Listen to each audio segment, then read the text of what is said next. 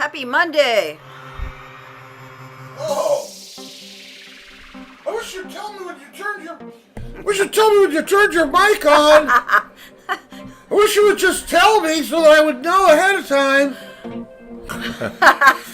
Wow. Happy Monday. That music's loud now. Oh, goodness. Oh, well. Happy freaking Monday.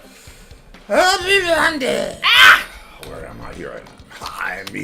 I am here. The black ink cartridge leaked all over my hands. Yeah, I tried getting it off with... Show him your picture. No, nail polish remover, but that didn't work. So what else? So what else? That's it? That's your big day? I got ink on my hands? No. No. Found a recipe for Korean hamburgers. No. Well, Korean okay. beef. What? Korean beef. It's not hamburgers. What's it made with? Ground beef. But it's served over rice. Cut down some big giant birds of paradise. Steve did that with the chainsaw and... Yeah, I was like, who's that? Who's got the chainsaw? Paul Bunyan? No, he has an axe. Oh. Yeah. Oh yeah, we've had this, you know what a regular bird of paradise looks like if you know it's got a pokey colored flower. No, it's not like the orange one. That's... I said if you know what a regular... Oh, yeah. Listen. Well, I'm reading what Sue said. She said to use soap, water, and bleach. Thanks, Sue. I will try. Yeah. We'll scrub it off with steel wool. No, I will not. No. Well, we had a white one. And we had it down here for years. It went, how many houses? Oh, it was in a pot inside of our... 3. So we moved it twice. Right. And we figured when we bought this place, we said, you know what, let's put it outside. We have so much room for plants, and we love plants. Let's put it outside. It's frickin' 50 feet tall, and they're everywhere. So I wouldn't have a problem with that, but they were threatening the mango tree. Yes. And that side of the mango tree was like growing away from the bird of paradise. And I like my mangoes. Because we also planted the mango tree. But us not really being farmers, we tend to plant things too close to each other, not realizing they're going to get bigger. Us not really being farmers. Well, you know what I mean. Yeah, we do that a lot. Yeah, we do. We plant things right on top of each other and say, "Oh, doesn't that look great?" And then it looks great. A couple years later, it's like then they're like things are taking over. And she does have some of the most. I don't know what to say. We should do a show just on Lori's grotesque plants. They're not grotesque. Some of the ones that are doing this are. You like those Dracenias now a lot. No, I do like them. And that was in the house too. But they're freaking those things. Yeah, they're all growing right, all so over let's the place. see. Grotesque. What do we have to tell you about today? I'll tell you what we do have to tell you about, which is kind of cool. We have reinstalled the Monday night episode, now known as Rock and Roll in Review. With Brad Congress. What did that say? It said Rock and Roll in Review with Brad Congress. Well, what does that mean, Steve? It means no gems or symbols. What's it mean? No, it doesn't mean that. It means we're going to look back at various periods. But he's not going to tell us about any symbols or gems today, right? Symbols or gems? Gems. Symbols or gems? We talking about zildjian or golds? Symbols or gems? When did you start saying? Gemstones. Gemstones? Stop! I see the embarrassed face. I'll stop it now. Oh my God, people, I have to tell you what I found out. Yeah, I found some gemstones. No, I found some haunted stuff out. Oh my God. We have, another plant we did not plant. It's just wild, growing over behind our shed.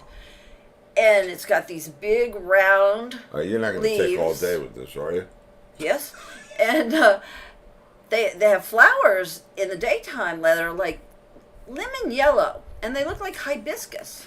And then by afternoon, the flower turns orange, and then by late afternoon, the same flower turns red.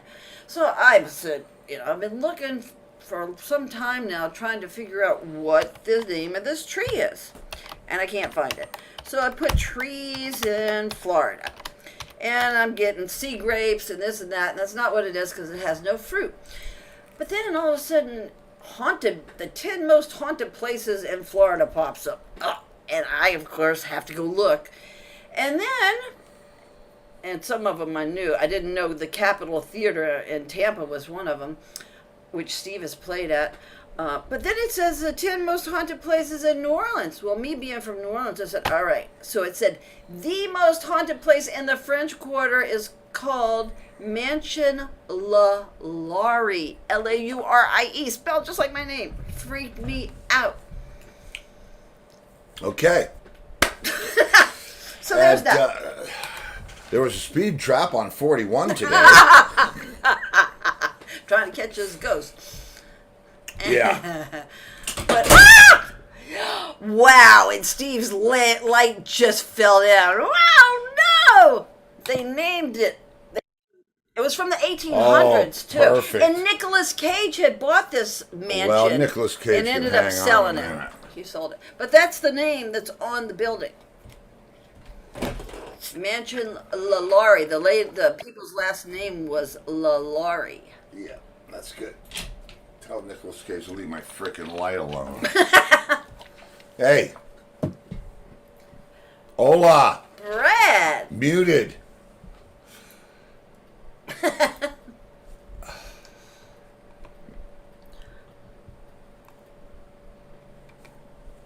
There we go. Yeah. Uh-huh. Are you experiencing Ghost in the Machine? Wow. No, one just knocked the light over. Ghost in the Machine, there's been such bizarre stuff going on. I have absolutely no explanation for it. That's going to go great with tonight's show.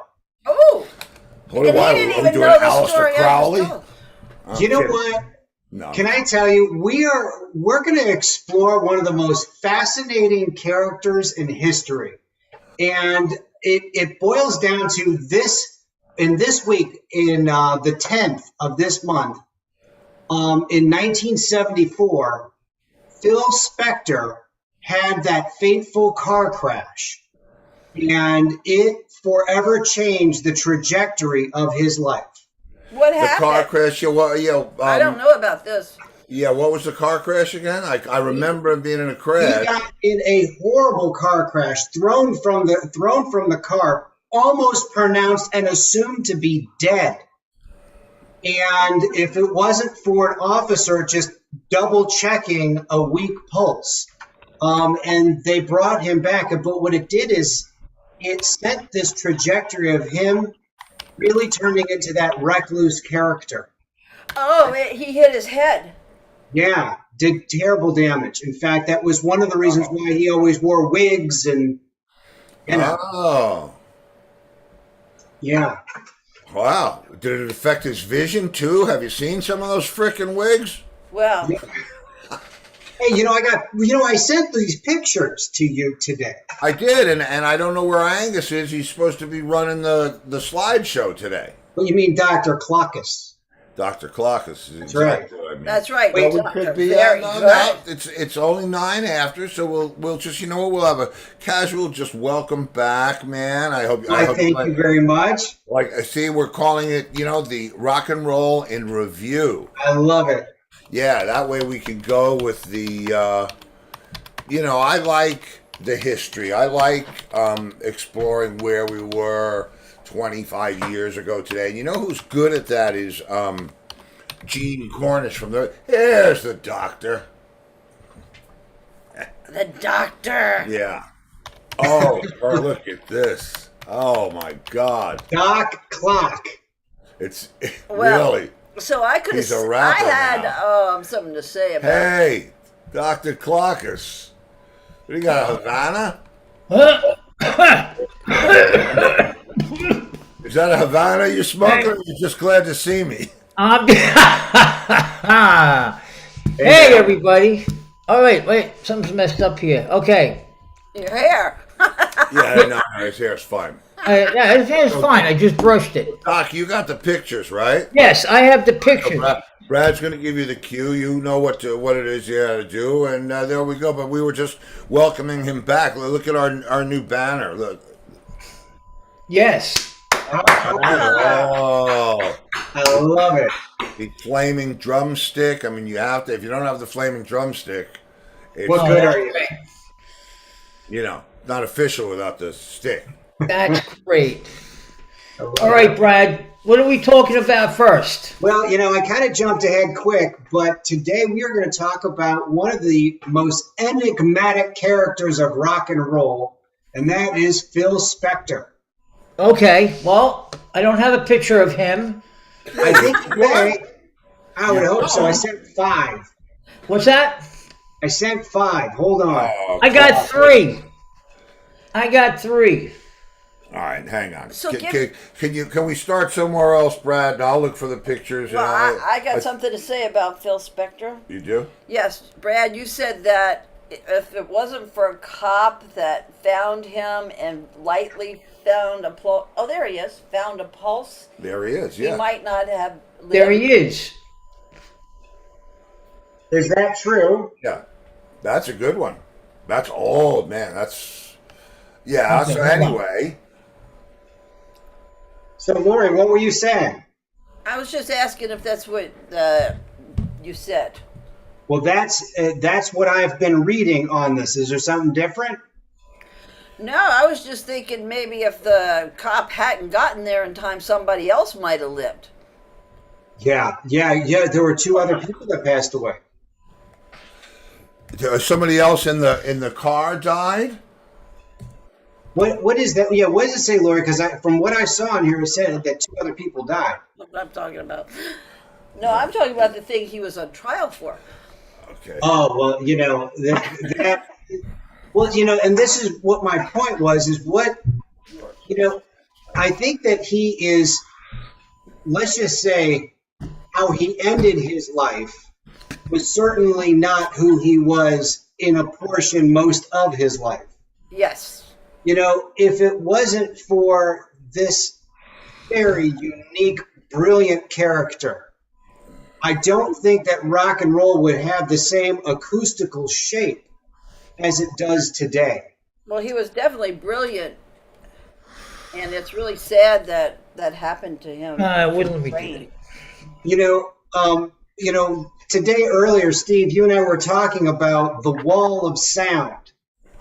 Man, and the wall of sound Why don't you explain that because a lot of people don't know what that means. I mean, and they may want to look it up, but you lived it. So what does it mean? Well, basically, it was the way that he made records and the way that he stacked tracks. He used the Wrecking Crew a lot. Carol Kay, or was on bass. He used a lot of the same musicians, just the same way they were doing anywhere else, Philly, Motown. But then he would stack tracks, like he would the strings, and that's where the wall of sound came from. He really blended the orchestration and the horns and the strings in to give it the kind of power that those tracks had, because Ronnie Spector's voice especially was so strong, she could sing on top of all that stuff. Right. That's really where the wall of sound came from, because he had multi-tracking then, so he could do it. He also had a budget, so he could afford it. Yeah, it was interesting. In watching and doing some of the research on him, there were other people that were talking about how he was able to understand how sound would work and how to create that hook and have somebody really just dive into the music. And I was telling you earlier today that there was a lot of science behind what he was doing. and it was kind of the birth of science. Nikolai Tesla, he was fascinated with acoustical dynamics and also use of electricity. And because we're all he looked at the human body as electrical, because it is. Well, it is, yeah. Those vibrations would be able to hook the mind and the listener. And look what he did. And he was able to cut track after track after track of getting people to listen to that music like it was nothing ever seen before. Well, because, first of all, I'm not a Spectre expert, but I know the difference that he made. And it was, he was making everything live together. And the songs back then, if you remember, if your song was 3 minutes long, you might not get played. And Right. so he was like verse, chorus, middle eight, verse, chorus, out. Out, And yeah. that was, it was so formula. I mean, not everything, but, he was a genius, though, and, musically, kind of a maniac in some other ways. Well, he was responsible for, Ike and Tina Turner. I mean, the list of the accomplishments are incredible. The Beatles he was hooked into. But the one that fascinated me the most is with the Beach Boys. Brian Wilson. Brian Wilson, yeah. He and him had this mad genius competition of acoustical play. Yeah. Well, no, go ahead. What did Ronnie? Did he play anything? Did he play any instruments at all? He played piano, and I know that he knew how to arrange stuff. So I don't know if he was multi-talented in that direction, but he thought multi-directional. He would break up tracks, and there's a story that floats around that when Ronnie was in the studio, and one of the producers was walking by, and he just heard like this train wreck of music. It just, like some of the performances were just, a little sloppy, a little mechanical, and not hitting right. And he says, I don't know how that's going to really sound. And he said this to Spectre, and he says, no, that's what you hear. Now come into my office. Come listen to what I'm putting together. Listen how it sounds. And that was actually Ronnie Spector's big hit, "Be My Baby." Right. What here as the average listener, and what a mind like his was capable of putting together orchestrationally.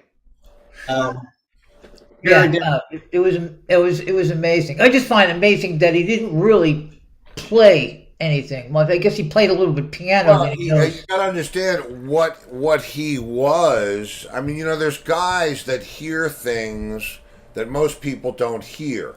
Yeah. Or should I say, most people don't realize that they hear. And that goes for good sounds and bad sounds. And Spector was a master at layering tracks to make it warm and to make it familiar. Yeah. Yet it had to knock you back in your seat. I mean, you listen to those saxophones drone. There were no synths back then. Now it's easy to make that powerful sound, but back then you had to orchestrate the right things, playing the right notes. And I don't know how good a musician he was. I know he played. But most producers are not great players. They're great listeners. Yeah. No, I get it. It's interesting. Remember when we were talking today, I told you there was an interesting little science tidbit about this. Acoustical sound and the way light works. White light goes into a prism and splits up into the rainbow. Well, a lot of those similar dynamics happen with, acoustics. But it's hard to visualize it. So I found something that it may help. Just play guitar. It disappeared. Yeah, it's not going to. Well, the way the light goes into something, let's say a diamond, it bounces around and comes back. But the way it comes back, it splinters up into different particulates: white light, prism light, black, and so it breaks it up differently. You can do this Hall of Mirrors effect with music as well. He set up the studio that way, where if you look at the way the studio was set up, and you've set up many a studio, where you want to create pockets of that ambient sound. And, being able to figure that out, acoustical dynamics, is really, that's a source of genius to figure that out. I mean, you really have to. That's exactly my point. That's what made him, everything. The thing in the studio is that I don't know whether people understand or they don't understand, but it's mic placement. It's where you put the mic and what mic you use that determines what the sound's going to be. If you have a mic off axis, or you have this, what he used to do, and Alan, I've seen people do this before, is they walk through the room while the playback is playing, and they hear, it's called a standing wave, and they either want to get rid of the standing wave or use the standing wave, and they can hear it in the room. And if you've ever walked underneath this, I love when this happens, when you walk into a place like you're in now, and you walk under a dome, you hear your voice change as you go through the Doppler effect happens. Right. It's the same thing. He's just causing. Plus, stereo was growing. Right. When did he start? When did he start? He was born in 1939, and he started working on his projects in the early 50s. Okay, so there you go. I mean, there's big history there. That's for sure. Wow. So what I was driving at as a point is, when you spend a lot of time working on these acoustical projects and listening to the same thing over and over again a million times, but being a little different each time, or being the same and trying to differentiate, it can lead a person to you can drive yourself a little crazy sometimes. And there have been more than one studio person that has gone where they're not capable of releasing that album, or because they can't break past whatever mold it may be. And he ran into that. He was plagued with that. And that he couldn't finish, that it was never finished. Yeah, there were a lot of things unfinished. A lot of guys, man. I mean, there was a band in I think the '90s called Scritti Politti. Yeah. Okay. And Scritti Politti was, if you remember that song "Perfect Way," right? That I think somewhere in history is credited as the first $1 million mix, because they took so much time doing the panning and making this sound and all the stuff that happened in that song.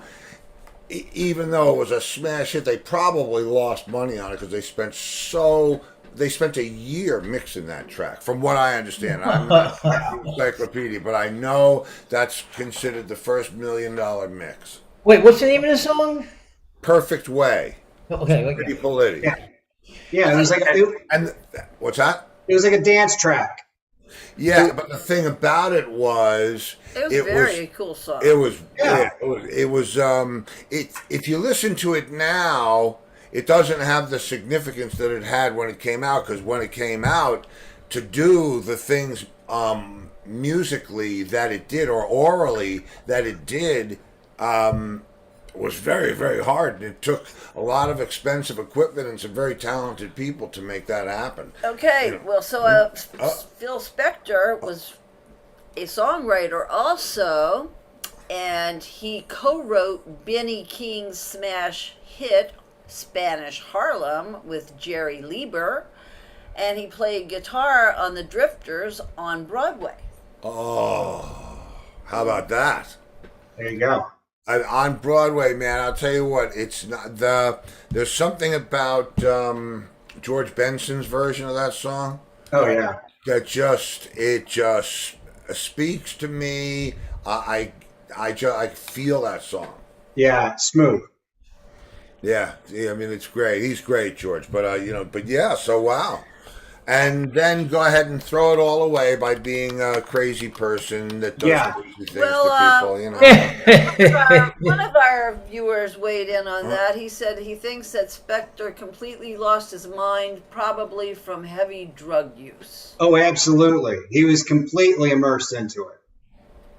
Yeah, there's. I mean, let me tell you what. That and the brain injury, There's two. Well, the injury could have led to the drugs. Well, remember I told you I saw the documentary on Michael Hutchins from NFS, and Right, he he was had like, a head trauma and and it was never the totally same. changed his personality. Changed his personality. Well, he wasn't able to taste very well, and he couldn't smell very good anymore. And he said it was like he was numb to life.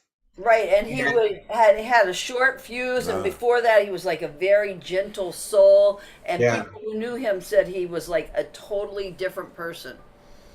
So Well, that sucks. yeah.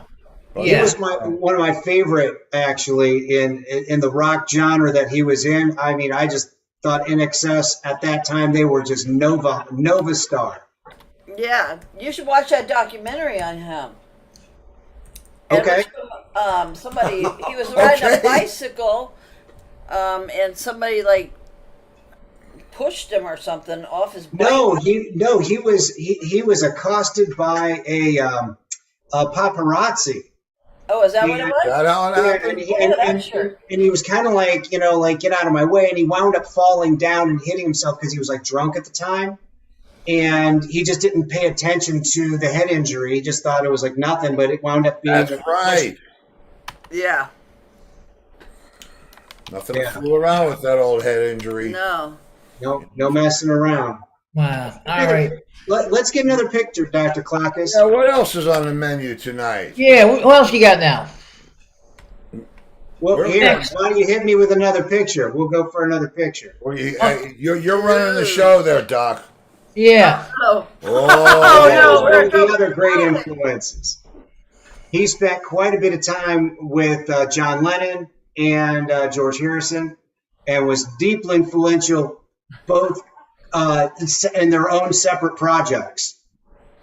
Wow. Yeah, and it's interesting the way, if you listen to the work that he did there, and again, I'm not an aficionado, but he normally, when the same producer produces two different things, it has the producer's sound on it, which all of his work does. But George sounds like George, John sounds like John. I mean, Spector, no matter what, Yeah.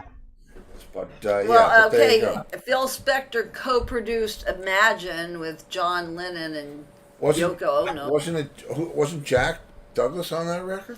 Or am I It wrong? said "Imagine" co-produced by Lennon, his wife Yoko Ono, and Phil Spector. Don't you remember we saw? Yeah, that I do also? remember. Yeah.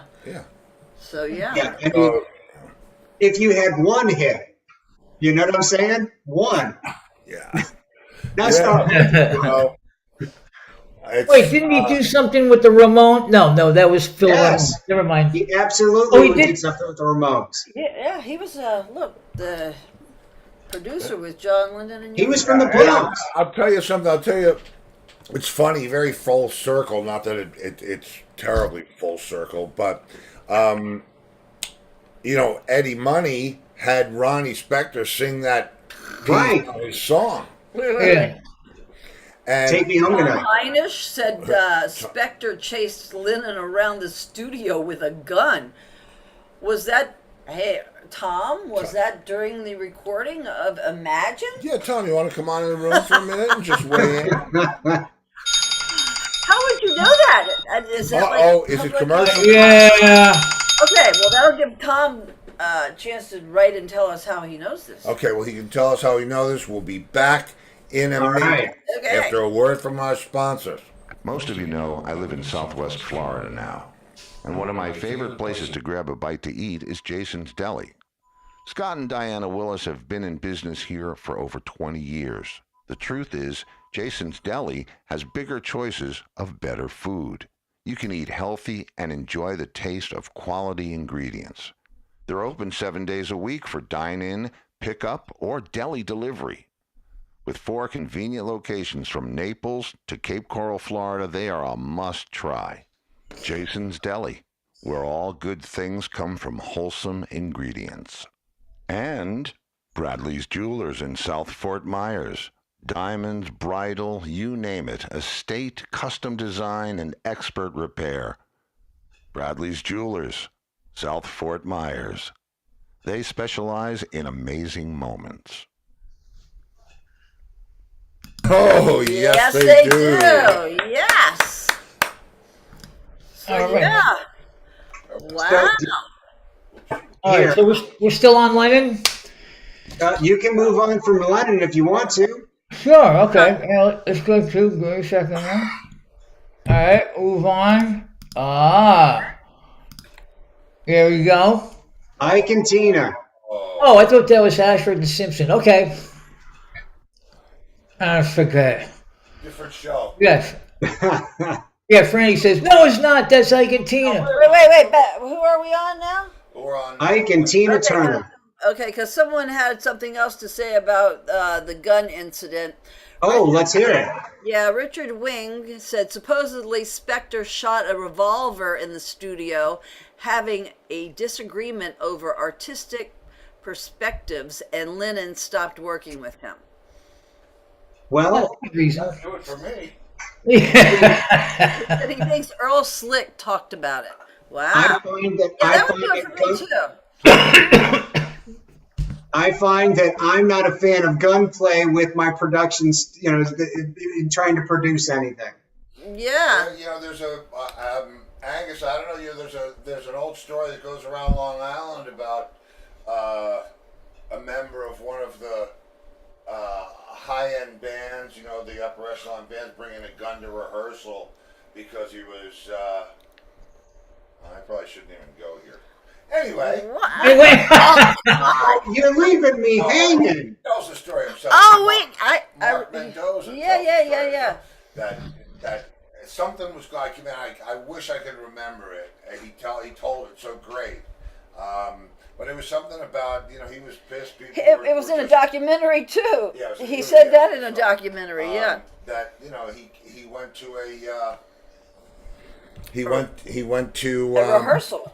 Yeah, rehearsal, and brought a gun with him because he just didn't want. I don't want to misquote it. I think when you're doing that, you're maybe like doing too many drugs. I don't know that. Well, okay, I don't know what Mark Mendoza did with regard to that, but I know a gun is. Well, I mean, what's the thought process? I'm going to rehearsal, so I'm going to bring a gun just in case. Well, we'll call it inspiration. Well, or insure. I don't know. Anyway, so I don't, yeah, but I do remember him saying this is. Let me ask you: what is that Ike is wearing? Is that a high? Am I right? Yes, that is a Chi, which is the 5th letter of the Hebrew alphabet, and it means life and the presence of life. It is. Audio on, Steve? Yeah. Okay. Life and the presence of life. Get rid of that. It's like one of those symbols with many meanings to it. Interesting. I mean, I know I don't mean to cross back over into symbols and. Hey, you know what? They are what they are. Yes, they are. And then let's go. Hey, Dr. Clockers, who else do we have on the roster? Okay, next on the roster. Okay, somebody that we mentioned before, the Wrecking Crew. Exactly, the Wrecking Crew. Now, now you're talking. I don't know how to get rid of So enlighten me a little bit, Steve, because I know you know more than like your average bear about this group. Right, the Wrecking Crew. Well, it was a gang of musicians. Right. all from the same area that did the sessions, and they were like the best of the best. And there was a couple of, there was Bob Babbitt and there was Carol Kay, and I don't want to get my crews mixed up because there was the Wrecking Crew, there was the what was the one from Motown called? Guys, help from the. I don't know, but Pat Romano's weighing in on Mark Mendoza. He said Mark came packing to a reunion meeting with the band. Oh, reunion meeting. Well, thank you. I appreciate that. Okay, the Detroit. Yeah, the Wrecking Crew. Oh. What? I figured you're going to look it up for I us. am. It looks that way to me. Why is this doing this craziness? We've got craziness here tonight. I'm sure though Pat Romano will tell us. Pat will tell us. They played like on all the Motown, right? Mm-hmm. Yeah. Okay. Okay, yeah. There's a couple of different bass Where players would they there. go? Did they do anything with the Mamas and the Papas? Who? The Wrecking Crew? Wrecking Crew? Share? Some of them probably did. Like I said, there was a bunch of them. Man, I'm not Funk just, Brothers? Was that the Motown Funk had Brothers, an yeah, extraordinary house Yeah. band called the Funk Brothers? Yeah. right, that's James Jamerson and all Yeah. those guys. That's Bob Babbitt. This is what was the drummer? Oh, the Wrecking Crew? Hal Blaine was the drummer. And, Okay.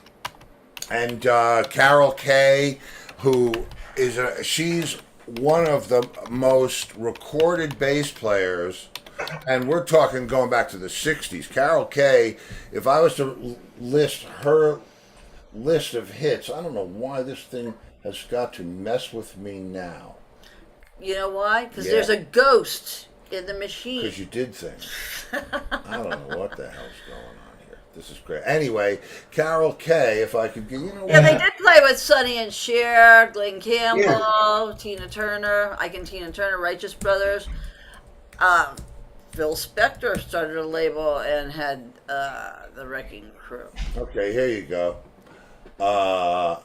Wow. Wichita. Wow. I Yeah. didn't even know she'd.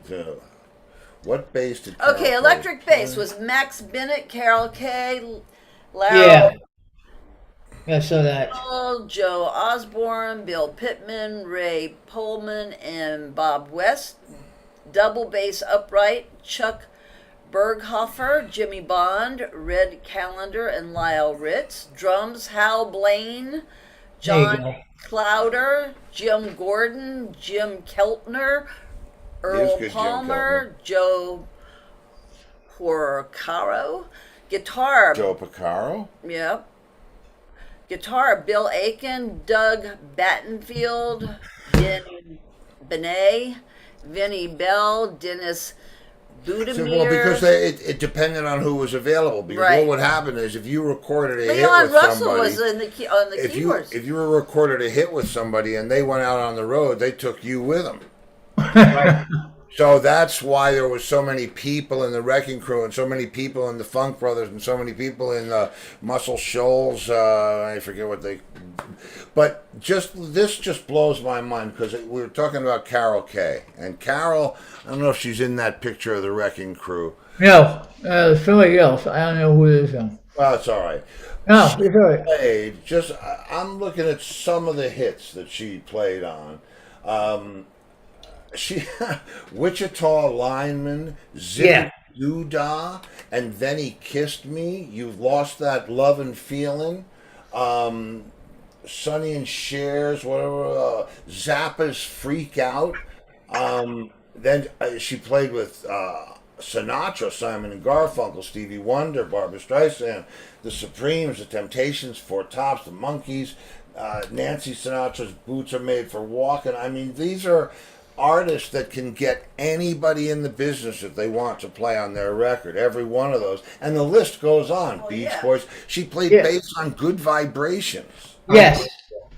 So that's a lot of respect. She's a Facebook friend, and a lot of respect to her, man. She's Wow, a how cool. monster musician, and from what I understand, a very nice person to work with. I've never worked Yes. with her, but You know, yeah.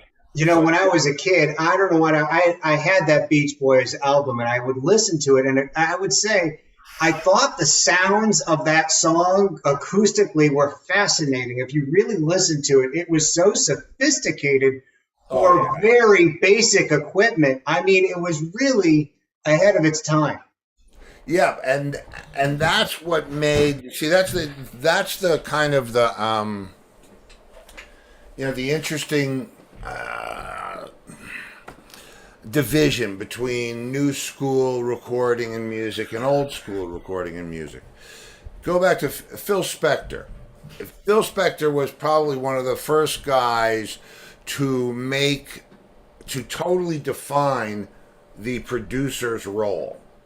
And Phil Spector found ways to make sounds by being clever, by being educated, by having good ears, which is, that's what they say, hey, you got good ears. But also by having good instinct, right? Now, the sound that he made, people are going to say wall of sound. They're going to go put on They Do Run Run, and what are they going to hear? Probably in mono, you know what I mean? But in the day, it was so far beyond what anybody did, and he was doing it. Right now, we have unlimited tracks. We have plugins and everything, anything you could desire. That all of those guys, him and Eddie Kramer and Eddie Offord, and they all had to invent all these techniques. Yeah, for certain sounds. Yeah. And well, he wouldn't be the first genius that I knew that was crazy. But anyway, I'm sorry. Who's next on the hit list? That's all I got there. That's all all you got. You know what? I tell you, I spent all this time on it, and I just thought it was such a fascinating subject, and I mean, it was just one of those things. I just felt, this time in rock history, we only look at one section of a particular individual, but he's just by far too complicated to just say this, that, or the other. There was just more going on. Yeah. Well, here's the thing, and this takes us right to the heart of the matter. You take a guy like Phil Spector, take a guy like Keith Moon, take a guy like any other maniac that you ever heard of, and no matter how great their body of work is, their one disaster outlives it all. Right. And it's so, I mean, whether it's Kurt Cobain, and I don't want to have, 1-800, call for help, but Yeah. it's a maddening business, and it's a maddening pursuit, music. It can really mess with you. And to anybody who's having, and I say this in 100% sincerity, if you're having any kind of negative thoughts, any thoughts about that you'd be better somewhere else, man, talk to somebody. Do not hold it in. Go talk to somebody, tell somebody, say something to somebody. That's the only thing that's going to fix it. The fact is, we all need to bounce something off of somebody at some point, and most likely more frequently than we are willing to admit. Well, yeah, isn't that sad but true? It really is. It's look,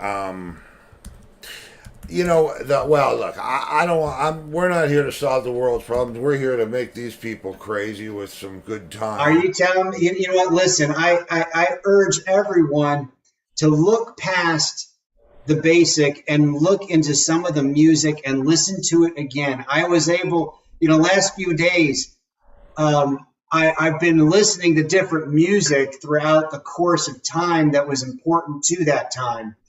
And I got to tell you, it's just, all of it makes me feel good and bring back more memories and make me want to do more and find out more of these fascinating characters in rock history. Well, I will tell you this. There are some excellent documentaries. The thing about Hal Blaine, I know who Hal Blaine is, right? Okay. Yet all of you and all of you out there have heard him play, but didn't really know it. I mean, I'm looking at the things that Hal's done, his hits. It's just you can't even name the hits: Beach Boys, Birds, Frank Sinatra, Dean Martin, Johnny Rivers, Simon and Garfunkel, Neil Diamond, John Denver, Barbra Streisand, Captain and Tennille, Carpenters, Fifth Dimension. I mean, so many bands that this guy played on their records that you listen to, or your parents listen to, or somebody listened to every day. And that guy just, nobody's. But He's in there. Yeah, he's in there. He's in there, and yeah. I mean, that's the cool thing about the business, and it's also the sad thing about the business too, because guys who are responsible, like James Jamerson, I never heard John Entwistle once ever mention the name of the bass player in a positive fashion, except for James Jamerson. Really? And if John admits to taking anything from anybody, it's from him. Wow. And when you hear and now we're going on to Motown. My point of this is Phil Spector was one of the guys who was smart enough to know that if you put a first baseman at first base, a second baseman at second base, third baseman at third base, pitcher, catcher, you have a baseball team. Right. All he had to do was connect with the best of everybody that there was, and that's how these super groups. I have I don't know if anybody knows Nathan East. Nathan, I don't know if those guys are going out together, but Nathan has probably played on as many records as Carol Kay as bass player, contemporary, a little younger than Carol. And, played on like 2,000 tracks or something. Oh, my goodness. Like that. Guy is just an animal. Played with Eric Clapton, played with everybody. And yet, and if you look up his name and you spend 2 minutes looking at any of these guys, their careers are just staggering. And you wonder, where did these guys go? Where did they go? What did they do? The music behind the music. And it really is, man. It really is. That's what's his name from Motown? Berry Gordy was smart enough to know that. Smokey Robinson was smart enough to know that. You need a band. I mean, you really need a band. I was friends with, what was Duck in? What was his thing? I don't know. Doc Clockus, Duck Dunn. You're a bass Blue player. You should know. What was their thing? Who? Donald Duck Dunn. Donald Duck Dunn. Blue Lou. Oh God. I'll tell you what he was in. There we go. Okay, well, he was an American bassist. Yeah. He played Elvis. Yeah, but he had he was like... he was part of one of those things. Oh, okay. And he wasn't in the Wrecking Crew? No, what? Booker T and the MGs. Tom Hyman says Blues Brothers, and Sue said Blues Brothers. Yeah. Otis Redding, Sam and Dave. But what was that band? It's Standing in the Shadows of Motown. Their band, it wasn't the Wrecking Crew, it was the... Booker T and the MGs. No, that's Booker T and the MGs. I'm talking about the backing band. Oh, backing band. Yeah. Well, he was a session bassist for Stax Records. I don't know. Anybody know? No, I don't know. It's not... Donald Duck Dunn. I'll tell you, I saw Duck actually recorded a track with him and Tony Joe White. Rockets. That's Rockets. Are we out of time? Yeah, I'm sorry to say. Well, I'd like to say this was fun. I'm really glad that we were able to dive deep on this. Yeah. Well, I mean, I think this is really what Okay, we, Stacks. They're saying Stacks. Yeah, Stack S-T-A-X. Records, yeah. Yeah. Yeah, Pat but the Romano band was said- called something. They called themselves. Nice. I'll find it. Because they played on Knock on Wood. And they had was it a Wrecking Crew? I don't know. Well, it doesn't matter. We'll get to it. The point that I'm trying to make, and we'll wrap it up and let Dr. Clockus. Doc, if you want to go get Angus for us so that he can tell us what we've got coming up. Yeah, I'm going to go get him. I'll see you back here in a minute. I'll see you later, Brad. Thank you, sir. Bye, Dr. Marcus. Anyway. See you next week. Yeah. I love it. I think there's an injury involved in this. With Dr. Marcus. Uh-oh. Yeah, no, it's amazing how many guys or how few guys made so many of the records. Duck played on so many hits. It's not even funny. Anyway, like I said, it's nice to go back to the roots. And that's the whole reason for me for being in a band is not to be one of the guys that plays with somebody sometimes. It's to have that gel. And that's what those great producers knew. They knew that if you got the guys with the chemistry, they would enhance each other and they would make the artist, They make magic. So I love this format, man. I think I'm hoping this is. Well, next week I'll give you a preview because next week is Valentine's Day. Oh. And we are going to have a very romantic Valentine's evening with Colby.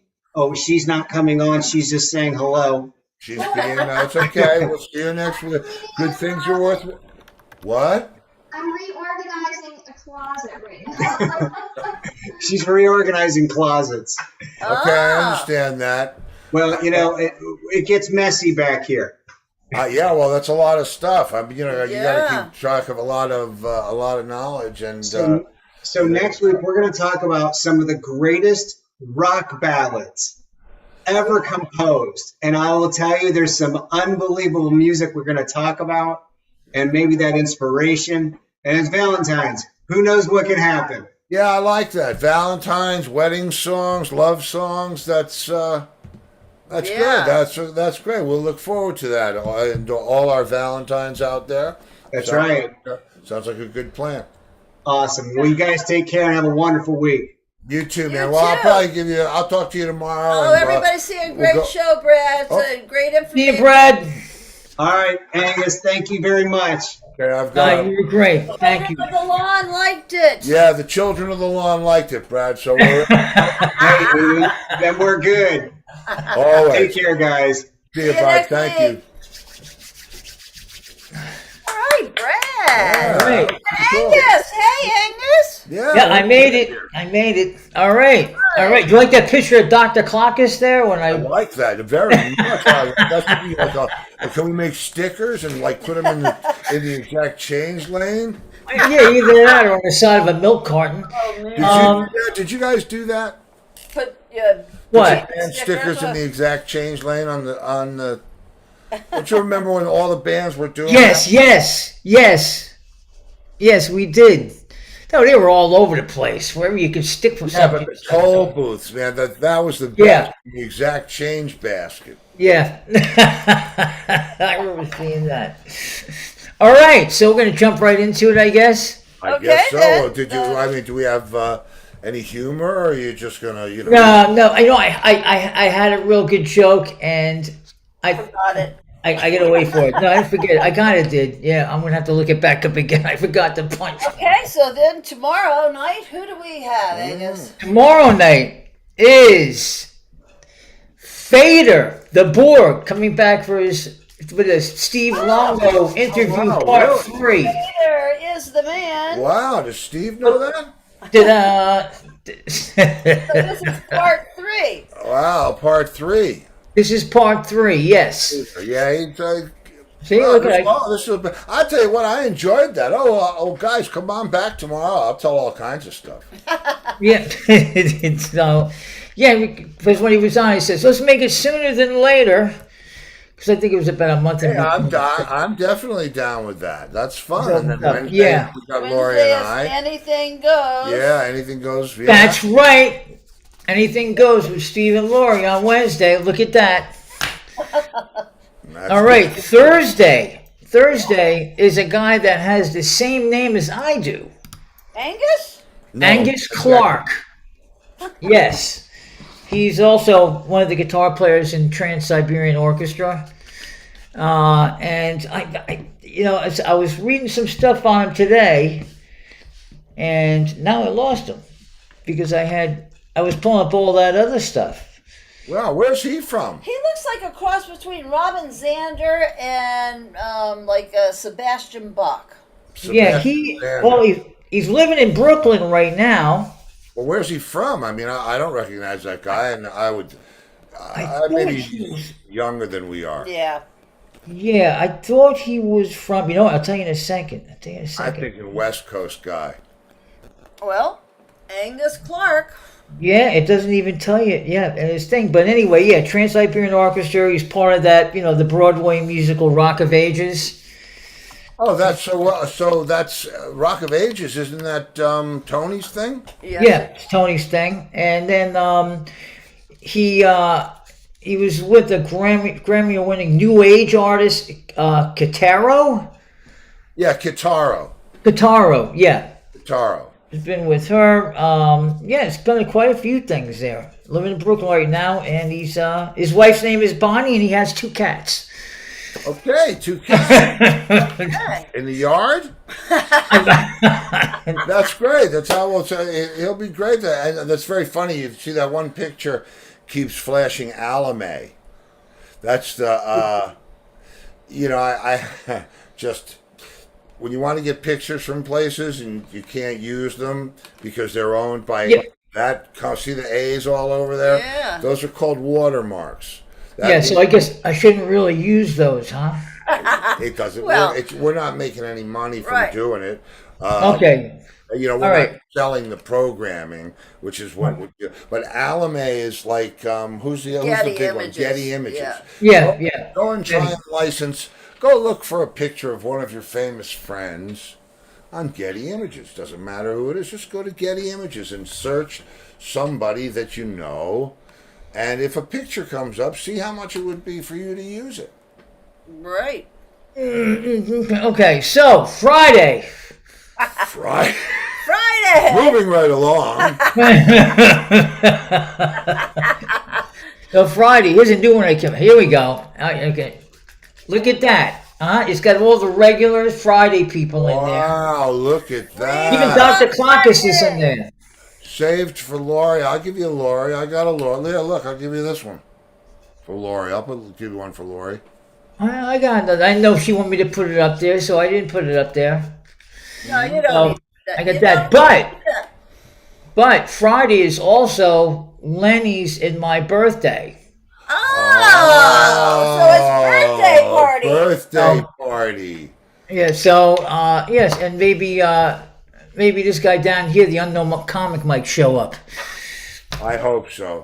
Friday.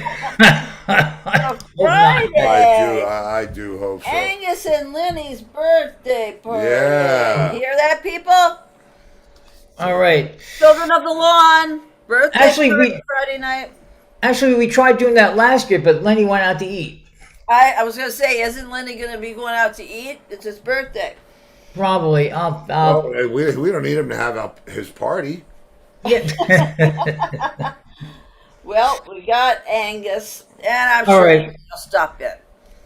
Okay. All right, so my wife yelled upstairs to me and asked, "Do you ever get a shooting pain across your body, like someone's got a voodoo doll and they're stabbing it and stabbing it?" And I said, "No." And then she said, "How about now?" And you had to read that, huh? It's from Gene. It's a part of the Gene Cornish Oh, okay. stream of humor. Although this one thing that he sent me is so disgusting, I won't No, even. no disgusting. This is very funny. Yeah. Oh yeah. That's disgusting. What is it? Oh, Van Gogh. Back, Oh no, because he only had one ear. yeah. Oh, that's not. Yeah. All right. That's way too far to go for that. Okay, All right. yeah. Well, at 8 o'clock we'll finish on time. That's yes, right. Yeah, you're on time. I'm Great done with stuff it. tonight there. Thank right. you, Doc, for us. All right, I'm going. Goodbye, everybody. See you, Steve. Bye, See you, Lauren. Agnes. And I will So, Say hi to see you. Franny. Give later. Mouse a kiss. Okay. All right. Well, that was Well, great. that was pretty darn great, wasn't it? It really Wow. was. Brad is really full of a lot of information, and he makes you think about things. Yeah, it's cool. I like that. I like that we do that because it's there's a lot of things that that we know about because you're in the business and you hear the stories or whatever. It's fun. I like going through all that stuff, especially this whole new Beatles wave of things. All the stuff that's coming out on them. Yeah, what's with that? It's great. Just when you thought there was going to be nothing new. And FYI for my John Entwistle fans, I had a great chat with the label today. We're coming with Volume 1, like a freight train, so we'll start to release some information on that.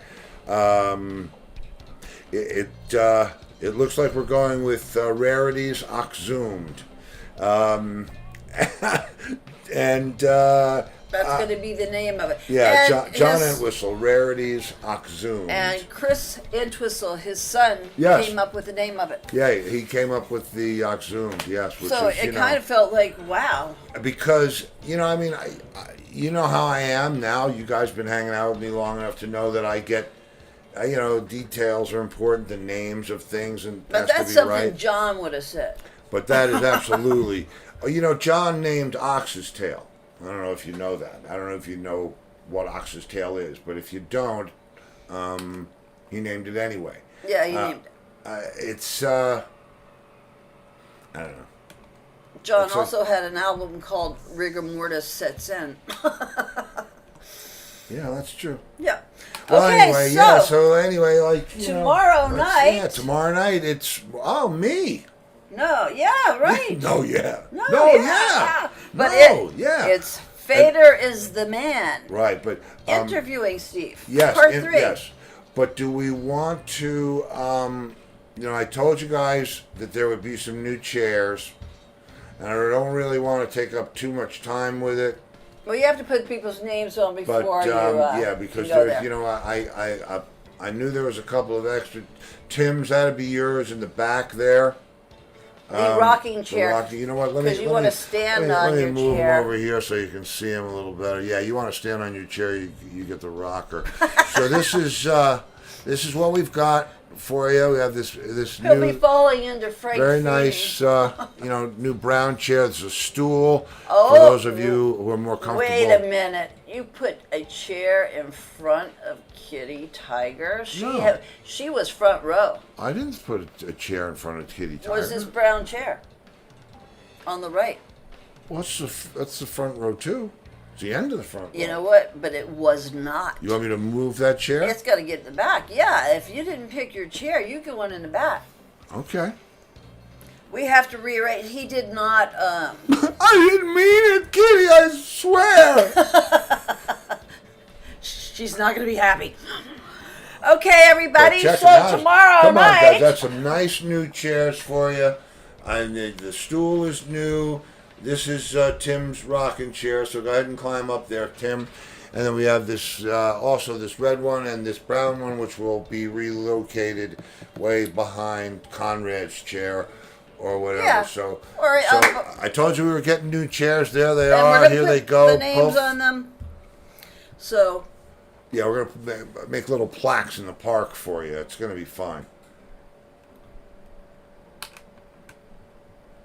Well, so what else? Law? Are you gonna say something? I already Your said famous it line? about 5 minutes ago. Did you say it? Yeah, I said Oh. tomorrow night we have Fader as the Man interviewing Steve Luongo, part 3.